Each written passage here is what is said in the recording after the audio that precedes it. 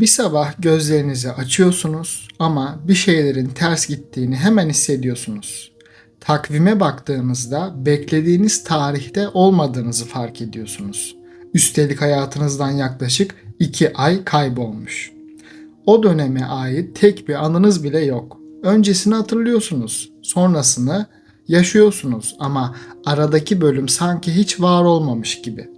Şimdi kendinize şu soruyu sorun. Eğer hayatınızdan 2 ay tamamen silinseydi, o süre boyunca neler yaptığınızı gerçekten öğrenmek ister miydiniz? İlk bakışta buna inanmak zor gelebilir. Ama birazdan anlatacağım olay gerçekten yaşanmış ve psikoloji tarihinin en dikkat çekici vakalarından biri olarak kayıtlara geçmiş bir hikaye. Üstelik bu hikayeyi sıra dışı yapan yalnızca kaybolan 2 ay değil. Asıl şaşırtıcı olan o 2 ay boyunca yaşananlar. Peki bunu yaşayan kişi kimdi?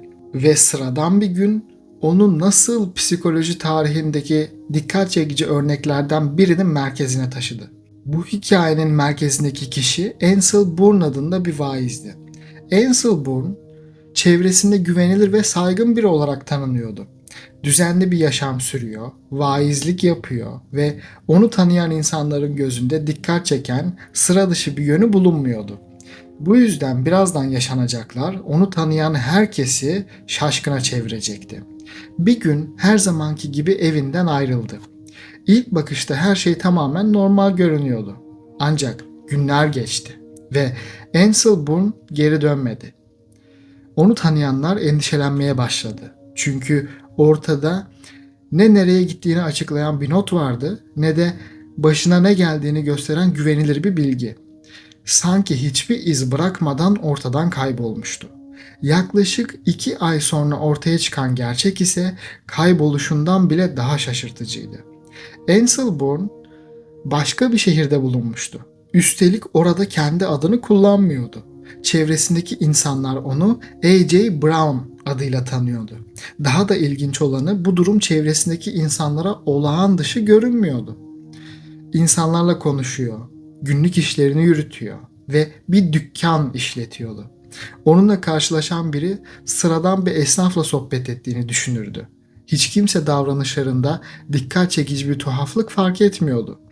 Fakat bu hikayenin en şaşırtıcı kısmı henüz ortaya çıkmamıştı. Çünkü Ansel Bourne o günlerde yaşadığı bu hayattan habersizdi ve birazdan yaşayacağı o an bu olayı psikoloji tarihindeki en dikkat çekici örneklerden biri haline getirecekti. Ansel Bourne'un kaybolduğu o yaklaşık 2 aylık süre aslında boş geçmemişti. Tam tersine o dönemde bambaşka bir yaşam sürdürüyordu. Başka bir şehirde yaşıyor. Çevresindeki insanlara kendisini A.J. Brown olarak tanıtıyordu. Bir dükkan işletiyor, insanlarla iletişim kuruyor ve günlük yaşamını sürdürebiliyordu. İşin en dikkat çekici yanı ise bütün bunları yaparken çevresindeki insanların onda olağan dışı bir durum fark etmemesiydi. Konuşmaları tutarlıydı, davranışları doğaldı. Günlük sorumluluklarını yerine getiriyordu. Onunla karşılaşan biri sıradan bir esnafla sohbet ettiğini düşünürdü. İşte tam da bu ayrıntı araştırmacıların dikkatini çeken noktalardan biri oldu. Çünkü dışarıdan bakıldığında her şey normal görünüyordu. Ancak sonradan anlaşıldığı kadarıyla Ansel Bourne kendi yaşam öyküsünün önemli bir bölümüne erişemiyordu. İşte bu yüzden araştırmacılar bunun sıradan bir unutkanlıktan çok daha farklı bir durum olabileceğini düşünmeye başladı. Günümüzde bu tür vakalar değerlendirilirken disosiyatif amnezi ve buna eşlik edebilen füg durumu üzerinde özellikle duruluyor. Ancak Ansel Bourne'un yaşadıklarını gerçekten anlayabilmek için önce şu sorunun cevabını bilmemiz gerekiyor. Bütün bunlar sona erdiğinde ne oldu? Çünkü bir sabah uyandığında yaşadığı bu yaklaşık 2 aylık dönemi hatırlamayacaktı ve işte her şeyi değiştiren an da tam olarak buydu. Yaklaşık 2 ay süren bu sıra dışı dönemin ardından bir sabah her şey aniden değişti. Ansel Bourne gözlerini açtığında bir şeylerin yolunda gitmediğini fark etti. Kendi algısına göre sanki evinden ayrıldığı günden bu yana neredeyse hiç zaman geçmemişti. Fakat gerçek bambaşkaydı. Çevresindeki insanlar ve karşılaştığı bilgiler aradan yaklaşık 2 ay geçtiğini gösteriyordu. Oysa Ansel Bourne bu süre boyunca yaşadığı olaylara dair hiçbir anıya ulaşamıyordu. Daha da şaşırtıcı olanı A.J. Brown adıyla sürdürdüğü yaşamdan da habersiz olmasıydı. Bir dükkan işlettiğini, farklı bir isim kullandığını ve başka bir şehirde yaşadığını öğrendiğinde bunların hiçbirini hatırlamıyordu. Bir an için bunu kendi başınıza yaşadığınızı düşünün. Hayatınızın 2 aylık bir bölümü başkalarının size anlattığı bir hikayeye dönüşüyor. Ama o hikayenin tek bir sahnesini bile zihninizde canlandıramıyorsunuz. İşte araştırmacıları asıl düşündüren nokta buydu. Bu sıradan bir dalgınlık ya da günlük unutkanlık gibi görünmüyordu. Ortada çok daha karmaşık bir tablo vardı. Peki psikoloji bu kadar sıra dışı görünen bir olayı bugün nasıl açıklıyor? İşte şimdi bu sorunun cevabına bakalım. Peki bir insan zihni gerçekten böyle bir şey yapabilir mi? İlk bakışta yaşananlar inanılması güç görünebilir ama psikoloji bu tür vakaları açıklamaya yardımcı olabilecek bazı kavramlar sunuyor. Öncelikle şunu söylemek gerekiyor. Bu sıradan bir unutkanlık değildi. Hepimiz bazen bir ismi, bir tarihi ya da anahtarlarımızı unutabiliriz. Ancak Ansel Bourne'un yaşadığı durumda yaşamının yaklaşık 2 aylık bir bölümüne dair anılara erişemediği görülüyordu. Psikolojide bu tür durumları anlamaya yardımcı olan temel kavramlardan biri disosyasyondur.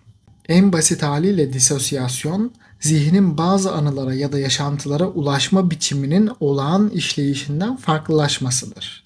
Bunun neden ortaya çıktığı her kişi için aynı değildir. Ancak bazı durumlarda kişi yaşam öyküsünün belirli bir bölümüne ulaşmakta güçlük yaşayabilir. Bazı vakalarda bu tabloya kişinin bulunduğu yerden uzaklaşması ve daha sonra o dönemi hatırlayamaması da eşlik edebilir.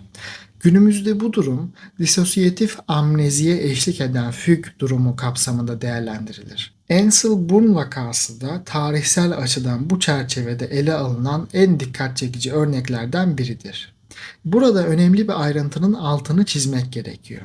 Bu tablo kişinin bilinçli olarak yeni bir hayat seçtiği ya da rol yaptığı anlamına gelmez. Aynı nedenle Ansel Bourne'un yaşadıklarını popüler kültürde sıkça karşımıza çıkan çoklu kişilik anlatılarıyla da karıştırmamak gerekir. Bunlar psikolojide birbirinden farklı tablolardır. Elbette bugün elimizdeki tarihsel kayıtlarla Ansel Bourne'a kesin bir tanı koymamız mümkün değil. Elimizde yalnızca dönemin kayıtları ve daha sonra yapılan bilimsel değerlendirmeler bulunuyor. Yine de bu vaka insan belleğinin ve benlik algısının sandığımızdan çok daha karmaşık olabileceğini düşündüren önemli tarihsel vakalardan biri olarak kabul ediliyor. Ve tam bu noktadan sonra bu sıra dışı hikayeye psikoloji tarihinin en önemli isimlerinden biri dahil olacaktı. Ancak Ansel Bourne vakası burada sona ermedi. Bu sıra dışı olay bilinç ve benlik üzerine yaptığı çalışmalarıyla modern psikolojinin gelişiminde önemli bir yere sahip olan William James'in de dikkatini çekti. James, Ansel Bourne'un yaşadıklarını yalnızca ilginç bir hikaye olarak görmedi. Onun asıl dikkatini çeken şey bellek ile benlik arasındaki ilişkinin bu vakada alışılmışın dışında görünmesiydi. Daha sonra yapılan görüşmeler ve dönemin hipnoz çalışmaları sırasında kaydedilen gözlemler, Bourne'un A.J. Brown adıyla yaşadığı döneme ait bazı bilgileri hipnoz sırasında ifade edebildiğini öne sürdü. Burada önemli bir noktayı gözden kaçırmamak gerekiyor. Bu gözlemler 19. yüzyılın sonlarında yürütülen araştırmaların bir parçasıydı. Günümüzde ise hipnoz, kaybolmuş anıları güvenilir biçimde ortaya çıkaran bir yöntem olarak kabul edilmiyor. Bu nedenle William James'in değerlendirmelerini kendi döneminin bilimsel bilgi birikimi ve yöntemleri içinde ele almak gerekiyor. Buna rağmen Ansel Bourne vakası psikoloji tarihinde çok önemli bir tartışmanın kapısını araladı. İnsan belleği gerçekten tek ve kesintisiz bir sistem miydi? Yoksa belirli koşullarda kişinin yaşam öyküsünün bazı bölümleri birbirinden geçici olarak ayrışabiliyor muydu? Ansel Bourne vakası bu sorulara kesin cevaplar sunmadı. Ancak psikologların ve psikiyatristlerin yıllar boyunca üzerinde düşünmeye devam ettiği önemli tarihsel vakalardan biri haline geldi. Ve belki de bu hikayenin en önemli tarafı tam da buydu.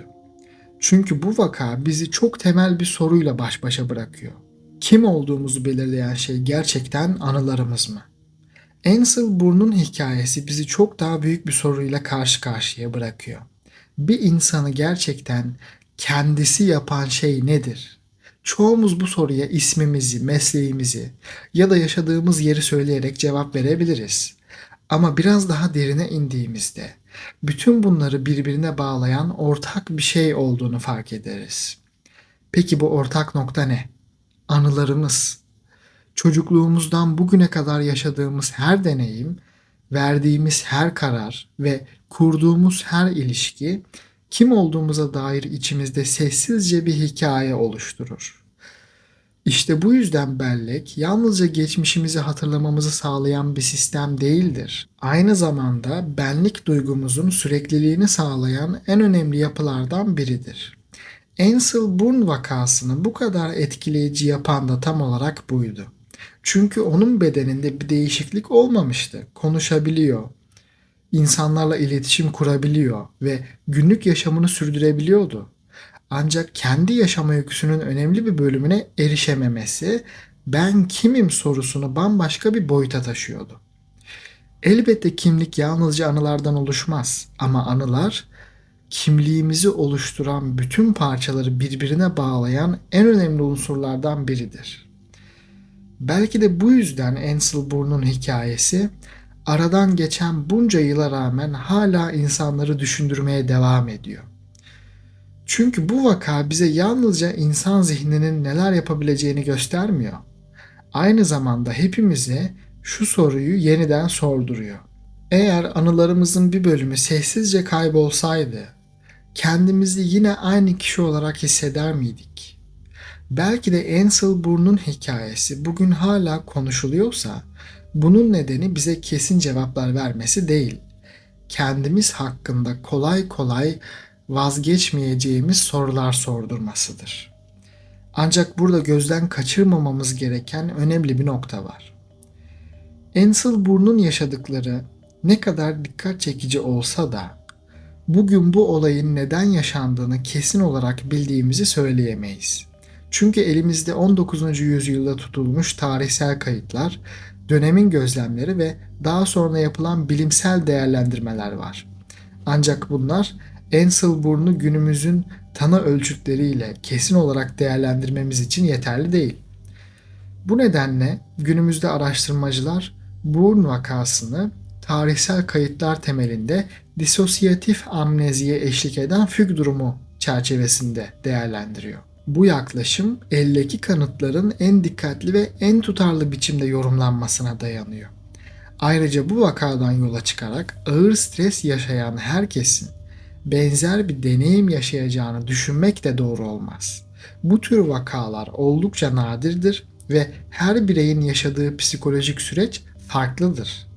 Bilimsel yaklaşımın en önemli özelliklerinden biri de tam olarak budur. Bazen elimizde güçlü ipuçları vardır ama kesin cevaplar yoktur. Böyle durumlarda bilimin görevi boşlukları tahminlerle doldurmak değil, eldeki kanıtların bize gösterdiği sınırlar içinde konuşmaktır. Belki de Ansel Bourne vakasını bugün hala değerli kılan şey de budur. Bu hikaye bize kesin cevaplar vermiyor. Ama insan belleği, benlik ve kimlik üzerine düşünmemizi sağlayan önemli sorular bırakıyor. Ve belki de artık geriye bütün bu hikayenin bize ne anlattığını düşünmek kalıyor. Şimdi yeniden en baştaki soruya dönelim. Hayatınızdan 2 ay tamamen silinse ne hissederdiniz? Ansel Bourne'un hikayesi bu soruya kolay bir cevap vermemizi sağlamıyor. Aksine insan zihninin sandığımızdan çok daha karmaşık olabileceğini gösteriyor. Bugün elimizdeki tarihsel kayıtlar ve bilimsel değerlendirmeler bu vakayı disosiyatif amneziye eşlik eden füg durumu çerçevesinde anlamamıza yardımcı oluyor. Ama bu hikayeyi asıl önemli yapan şey tek bir açıklamayla tamamen çözülebilecek bir vaka olmaması. Çünkü bellek yalnızca geçmişimizi hatırlamamızı sağlayan bir sistem değildir. Aynı zamanda yaşadığımız deneyimleri birbirine bağlar. Hayat hikayemizi oluşturur ve ben kimim sorusuna verdiğimiz cevabın en önemli parçalarından birini oluşturur. Belki de bu yüzden Enselborn'un hikayesi aradan geçen 100 yılı aşkın zamana rağmen hala psikoloji tarihinde konuşuluyor. Kesin cevaplar verdiği için değil, hala cevaplamaya çalıştığımız soruları sordurduğu için. Belki de bu videodan çıkarılacak en önemli sonuç şu: İnsan zihni bazen en büyük gizemlerini bize açıkça göstermez. Ancak o gizemleri anlamaya çalıştıkça hem zihnin sınırlarını hem de kendimiz hakkında bildiğimizi sandığımız şeyleri yeniden sorgulamaya başlarız. Belki de psikoloji insan zihnini anlamaya çalışırken aynı zamanda kendimize de farklı bir gözle bakmamızı sağlayan bir alandır. Ve Anselborn'un hikayesi sona ermiş olabilir ama onun bize bıraktığı soru hala canlı. Eğer anılarımızın bir bölümü sessizce kaybolsaydı, kendimizi yine aynı kişi olarak görebilir miydik?